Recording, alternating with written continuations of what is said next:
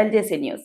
NTR police commissionerate commissioner SV Rajasekhar Babu IPS ఆదేశాల మేరకు drugs పై దండయాత్ర 2.0 కార్యక్రమంలో భాగంగా west zone ADCP G Ramakrishna మరియు north sub division ACP P Satyanandam పర్యవేక్షణలో విజయవాడ నగరంలో అజిత్ సింగ్ నగర్ పోలీస్ స్టేషన్ పరిధిలో గంజాయి అక్రమ రవాణా మరియు విక్రయాలపై సిఐ దాడి చంద్రశేఖర్ విజయవంతమైన చర్య చేపట్టారు.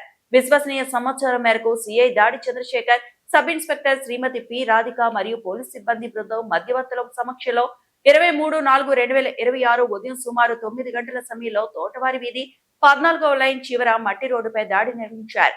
ఈ సందర్భంగా అనుమానాస్పదంగా కనిపించిన ఒక మహిళ, ఒక పురుషుడు పారిపోవడాన్ని ప్రయత్నించగా పోలీసు వారిని అదుపులోకి తీసుకుని విచారించారు.